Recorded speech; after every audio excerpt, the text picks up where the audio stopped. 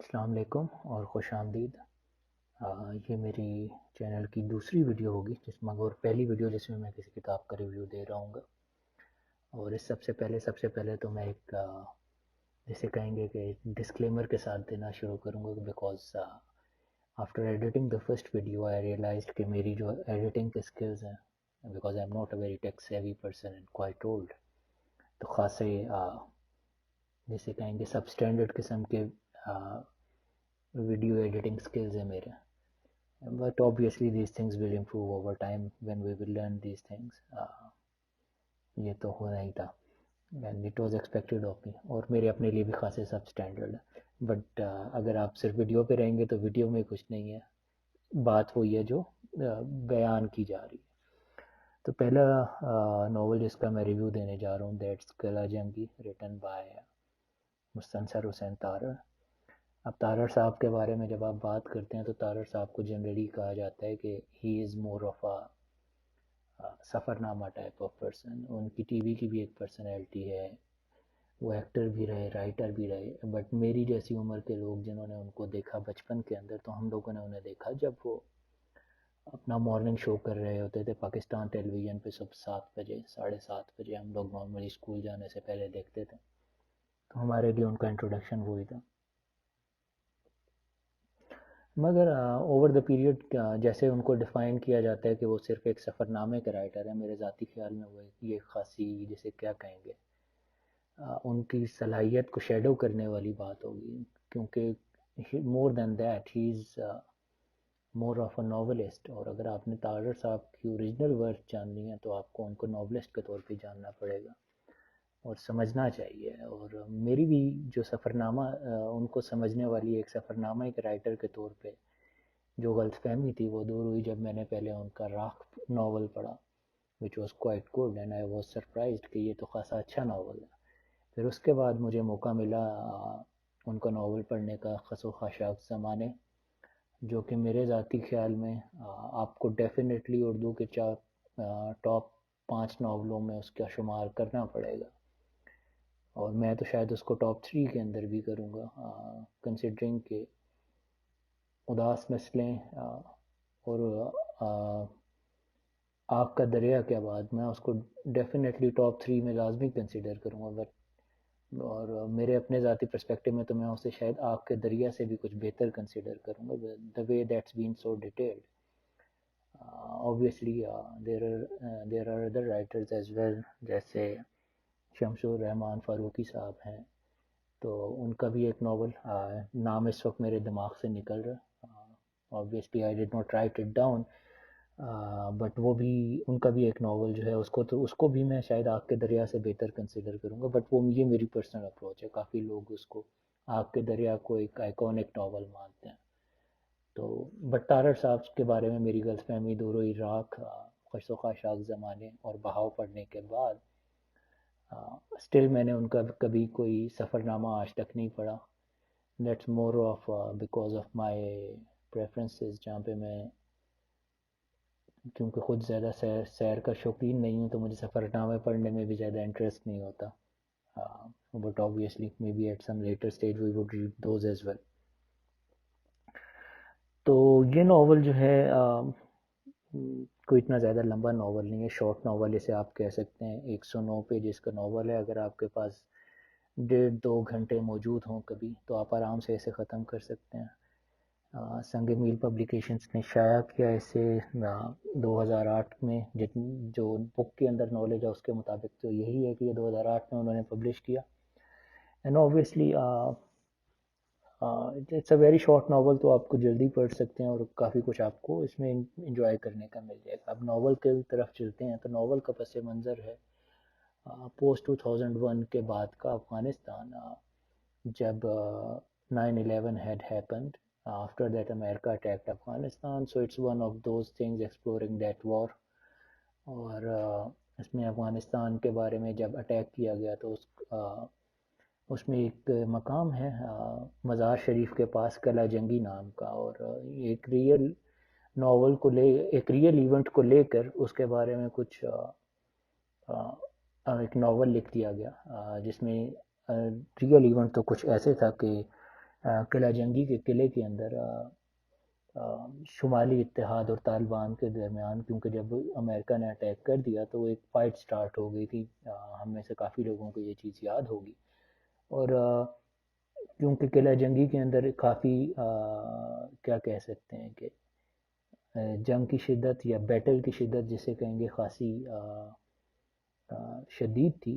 تو at the and شمالی اتحاد they got in touch with American army, American air force, and American air force نے پھر قلعہ جنگی کے اندر جتنے بھی طالبان تھے جن کی خاصی تعداد تھی ان کے اوپر ڈیزی کٹر بم گرایا اور پھر خاصی قتل و غارت ہوئی. خیر جو بھی ہوا وہ ایک اپنی ایک کہانی ہے. تو یہ ناول اسی پس منظر میں لکھا ہوا ہے. اس میں اسی کے ایونٹ کو کسی حد تک کور کیا گیا ہے، اور اس میں بتایا گیا ہے کہ کیا ایک تو براڈر کانسیپٹ کی طرف اگر آپ چلے جائیں تو آپ نے دیکھا کہ طالبان جو کہ 2001 میں 96 سے 2001 تک افغانستان کے اوپر رہے کنٹرول کے اندر، اور ان کا ایک بہت اسٹرکٹ ورژن آف اسلام تھا. اور پھر اس کی وجہ سے جو کچھ ہوا، جو انہوں نے القاعدہ کو فیسیلیٹیٹ کیا، غلط کیا، دہشت گردی میں جو بھی ان کا رول رہا، تو اس کو بھی آتھر نے ڈسکس کیا. آتھر نے کہا کہ بھائی at the end author uses and his characters and reaches the conclusion or suggests the conclusion that their version of Islam was particularly very strict, which is not in a good light, and which would not agree with original Islamic teachings. That's what I understood. Obviously, he only suggested that in a manner. He did not put it in plain black and white جیسا کہ میں کہہ رہا ہوں. تو novel کو جو technique ہے وہ کچھ ایسے ہے کہ بھئی جب اٹیک کر کے کافی لوگوں کو مار دیا جاتا ہے قلعہ جنگی کے اندر، اینڈ شمالی اتحاد کے لوگوں نے مار دیا ان کو، تو دیر ور 6 to 7 پیپل جو کہ بچ جاتے ہیں اور وہ ایک تہہ خانے کے اندر چلے جاتے ہیں، اور وہ بچا کے تہہ خانے کے اندر پہنچ جاتے ہیں کسی طرح قلعے کے اندر. اور یہ جو لوگ ہوتے ہیں they were not particularly fit, because جب ان کے اوپر بم وغیرہ گرائے جاتے ہیں اور فائرنگ وغیرہ جو بھی کیا جاتا ہے تو سارے ایونٹ کے اندر دے آل گیٹ کریٹیکلی انجرڈ. تو ان کو پورے ناول کے اندر آپ کو یہ نہیں کہیں نظر آئے گا کہ یہ لوگ جو ہیں کبھی سوچ رہے ہوں کہ بھائی ہم اب قلعے کے اندر سے اپنی جان بچا کے بھاگ جائیں، یا کوئی ایسا طریقہ کریں کہ چل کے چلے جائیں اور اپنی جان بچا لیں، because they knew they were being surrounded by the Northern Alliance on all sides. Plus اس کے علاوہ they were not in a condition to run away, so basically they were struck in there, اور ان کو وہاں پہ رہنا تھا. And it's پھر جو ناول کنسٹرکٹ کیا کہ وہ انہی 7 کریکٹرز کے بیک گراؤنڈ کو لے کر چلا اور ان کی آپس میں ڈسکشن کو لے کر چلا، اور سٹارٹ وہاں سے ہوگا کہ کون سا بندہ کہاں سے کیسے پہنچا. اب ناول کے یہ جو 7 کریکٹر ہیں یہ خاصے یونیک ہیں. اب آپ کو یہ بھی ذہن میں رکھنا ہے کہ ایک جسے کہیں گے کہ تہہ خانے کے اندر قید ہیں، they have nothing to eat, they have nothing to drink, they are all critically injured, and if they stay اور ان کے اندر اکثر کے اندر چلنے کی بھی ہمت نہیں ہے. تو اگر آپ ان 7 کریکٹرز پہ جائیں گے تو یہ بھی مختلف طرح کے، اور مزے کی بات ہے کہ ان میں سے ایک بھی اوریجنل افغانی نہیں ہے، نہ افغانی، نہ جنہیں ہم تاجک کہیں گے، یا ان میں سے کوئی بھی نہیں ہے. Like one of the characters is an Arab مجاہد جو کہ کسی روس کے جہاد میں یہاں آیا تھا، and then he kept on fighting here. He was very well educated and had a good background, اور وہ بھی ادھر فائٹ کر رہا. And then you have Pakistani guy جو کہ بہت اچھے بیک گراؤنڈ سے ہیں.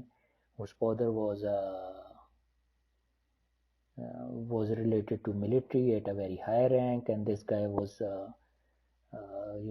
doing very well, and he was very well off, and he had access to everything, and due to changes in his ideology or in his thoughts وہ بھی وہاں پہ پہنچ گیا کسی طرح. plus there is a US guy who was born a Jew, اور وہ بندہ بھی پھر آ گیا اسی جسے کہیں گے کہ وہ بندہ بھی جسے کہیں گے کہ یہاں پہ جہاد کرنے پہنچ گیا کہیں سے. دیر از اے برٹش مسلم جو کہ وہ ہمارے جنہیں ہم کہتے ہیں کہ میرپوریا. And this guy also came to this he also had good education and good education opportunities, اور وہ بھی وہاں سے آگے جہاد کرنے. Plus there are some traditional suspects like the Desi Punjabi nationalistic person جو کہ کوئی بہت اچھے بیک گراؤنڈ سے نہیں تھا, غریب تھا, جسے کہتے ہیں کہ فیملی بھی اسٹرانگ نہیں تھی. اس کو موقع ملا کیونکہ کسی مدرسے میں پڑھنے کا, تو مدرسے میں he had brain washing and all that, اور پھر وہ بھی جہاد کرنے پہنچ گیا. there is another one, the traditional Pathan گائے جسے ہم کہتے ہیں, جو کہ زیادہ پڑھا ہوا نہیں ہوتا, غربت سے گزر رہا ہوتا ہے, پہاڑ میں رہ رہا ہوتا ہے, ہی از فرام دیر. وہ بھی کہیں جس کو موٹیویٹ کر کے لے کے جایا جاتا ہے اور ان کو مرنے کے لیے چھوڑ دیا جاتا ہے.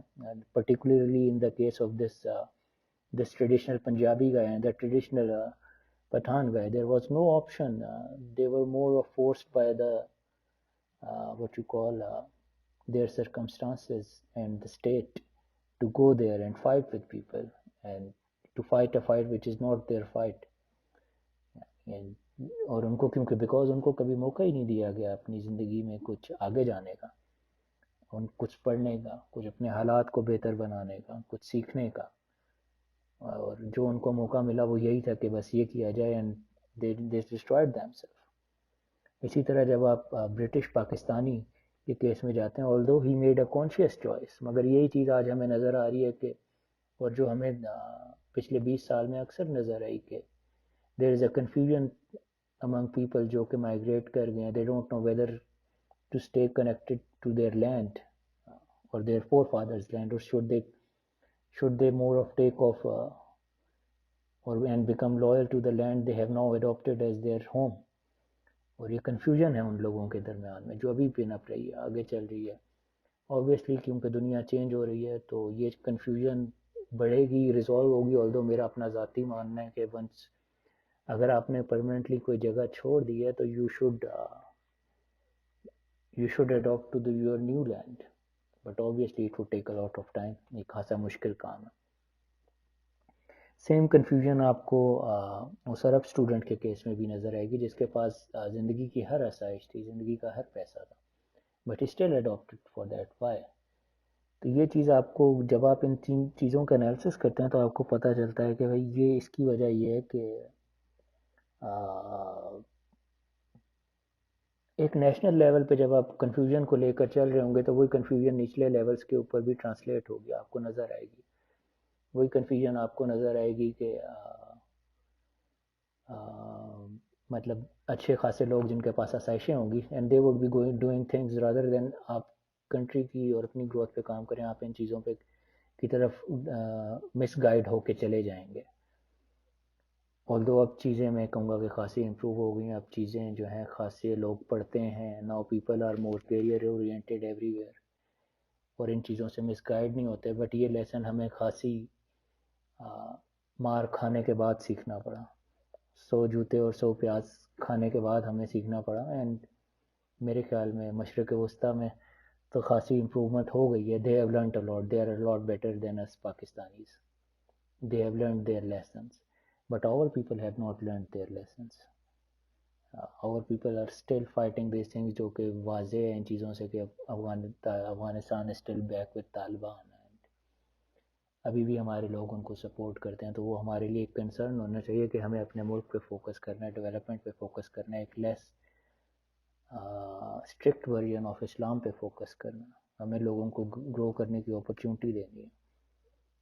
سو یہ ایک چیز ہے جس پہ جو میں نے ناول سے سیکھا. ناول سے پہلے بھی خیر کچھ ایسے کے حالات ہیں, بٹ جنرلی میرا پوائنٹ آف ویو کچھ ایسا ہے. لاسٹ وہ گائے, باقی تو سارے ہم نے ڈسکس کر لیے, the Arab, the US, the Brit, Diri, Punjabi, and the ISI guy, but we haven't discussed the last one which was a Bosnian fighter یا چیچنیا. اور کیونکہ آپ کو پتہ ہے وہاں پہ بھی ایک انریسٹ چلتا رہا تھا 90s کے اندر, وہاں سے فائٹ تھی, تو کچھ فائٹرز تو وہاں سے بھی یہاں آئیں گے, because once you make these career choices تو ان لوگوں کو جب آپ جیسے وہ کیا کہتے ہیں بائبل میں he who lives by the sword dies by the sword, تو جب انہوں نے کیریئر چوائس کر لی کہ ہم نے یہی کرنا ہے تو پھر زندگی میں یہی چلتا رہتا ہے، پھر ان کے پاس کچھ آپشن نہیں بچ جاتا، پھر وہ اپرچونیٹیز ڈھونڈتے رہتے ہیں، اٹ بیکمز اے لوپ جس کے اندر پیپل گیٹ اسٹرک. سو یہ ناول کا بیک گراؤنڈ ہے. یہ ساتوں بندے جب ایک جگہ جمع کر دیے جاتے ہیں تہ خانے کے اندر تو وہ آپس میں مرتے مرتے، ظاہر سی بات ہے، takes a lot of time, so and they get hungry and they kill a horse